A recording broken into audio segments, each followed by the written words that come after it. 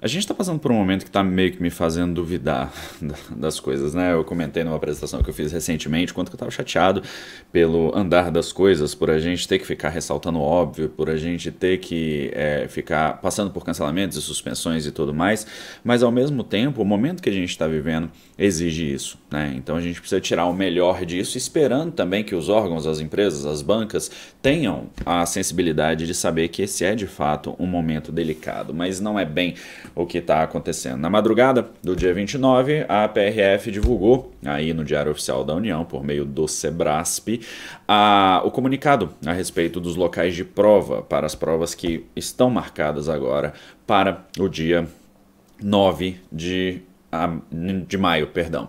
E isso aconteceu curiosamente numa data em que o Brasil voltou a bater 3.000 mortes por dia. Estão morrendo 3.000 pessoas por dia. Morreram mais de 400.000 pessoas em virtude da Covid-19 desde o início da pandemia, lá por fevereiro, março de 2020. E eu fico muito triste que essa seja a situação. Eu publiquei alguns vídeos aqui falando sobre isso. E a gente vai conversar um pouquinho sobre este comunicado da PRF. Se você entrar lá no Diário Oficial, você vai ver todo este material, não tem muito segredo não, mas tem alguns pontos aqui que eu acho que vale a pena a gente conversar. O primeiro deles é que a data da prova era para ter sido divulgada agora, no dia 30, mas eles passaram isso para o dia 4 de maio e disseram lá no meio que existe a possibilidade de que a cidade que você selecionou não seja a mesma que você vai fazer a prova, tá? Isso tá escrito lá no item 2.1, que diz que a cidade de provas escolhida pelo candidato no momento da inscrição poderá não ser a mesma onde o candidato realizará as provas conforme disposto no subitem 1.4.1 e tudo mais. Até aí, tudo bem, né? Porque eles devem estar criando as suas manobras aí para poder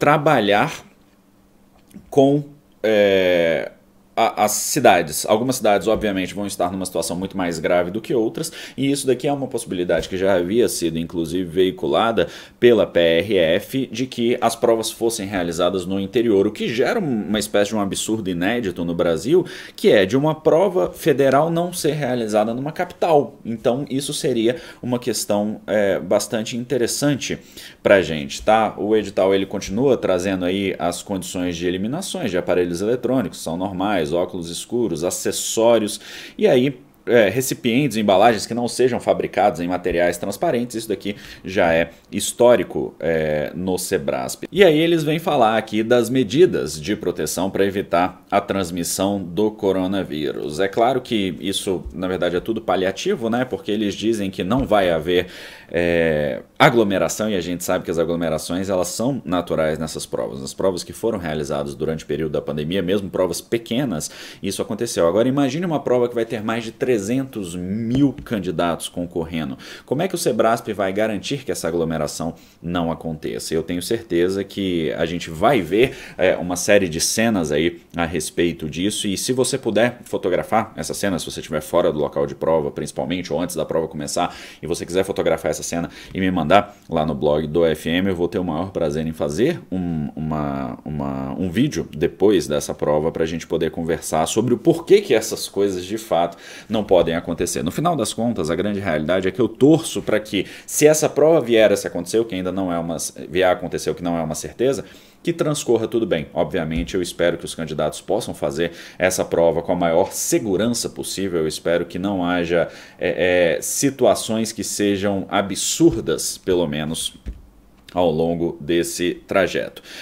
O Sebrasp se resguardou, né? Eles criaram uma recomendação que está lá nos itens 6.1.5 sobre a aferição de temperatura. Se o candidato estiver acima de 37,5 graus, ele vai fazer uma segunda medição, e se por acaso se confirmar essa segunda medição, que deve ser com equipamento mais preciso, o candidato ele pode ser encaminhado para realizar as provas em sala especial, ou seja, a gente vai ter uma sala de febris, a gente vai ter uma sala de pessoas potencialmente infectadas que estarão todas juntas.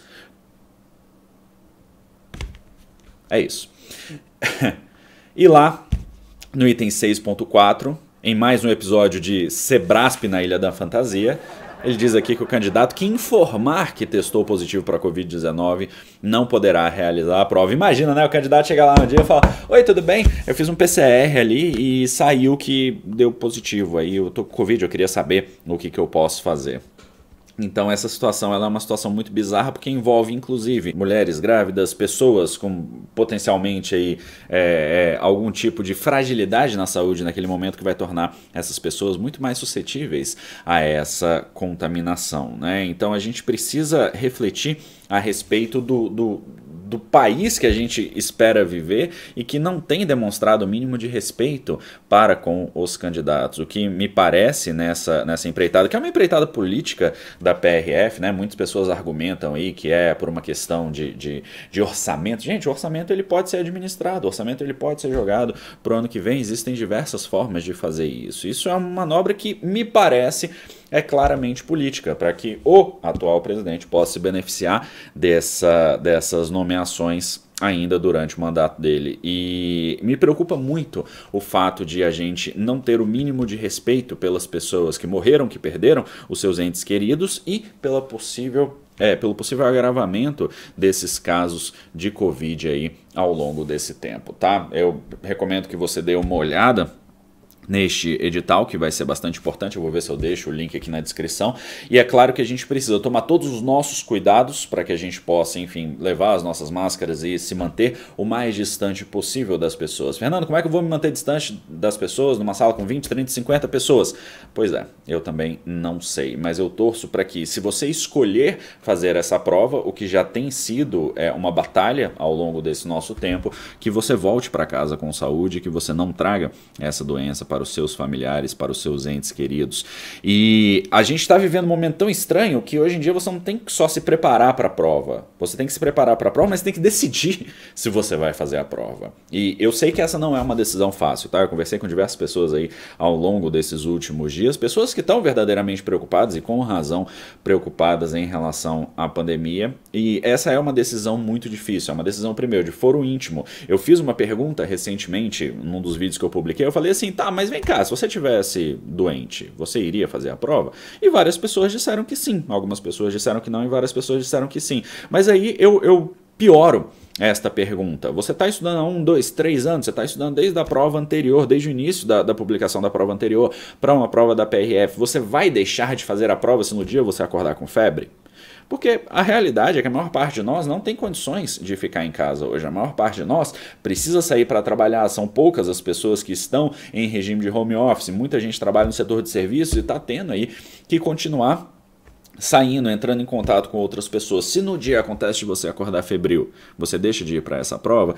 Então são muitas reflexões, muitas de ordem ética, que a gente está passando, mas eu acho que a última pessoa que pode ser culpada por abraçar esse processo é o candidato, porque o candidato, no final das contas, ele está sendo tratado como uma peça nesse processo, pelo Sebrasp e pela PRF, que na minha visão perdem muitos pontos ao fazer isso, perdem muitos pontos ao agir de maneira unicamente política e não pensar no bem-estar social, não pensar nas questões sanitárias que a gente está enfrentando agora. É muito triste que a gente esteja passando por isso, e eu torço para que essa prova ainda não aconteça. Na minha opinião, como eu venho repetindo aí ao longo das semanas, essa prova não deveria acontecer neste momento. A gente deveria passar por esse momento. Nós estamos vivendo o segundo pior momento da pandemia, então a gente deveria passar por esse momento para que a gente pudesse pensar em prova de concurso público. Não é prioridade neste momento aparelhar a polícia. A prioridade neste momento é a gente cuidar da população, é a gente garantir que as pessoas estejam saudáveis, é a gente garantir que as pessoas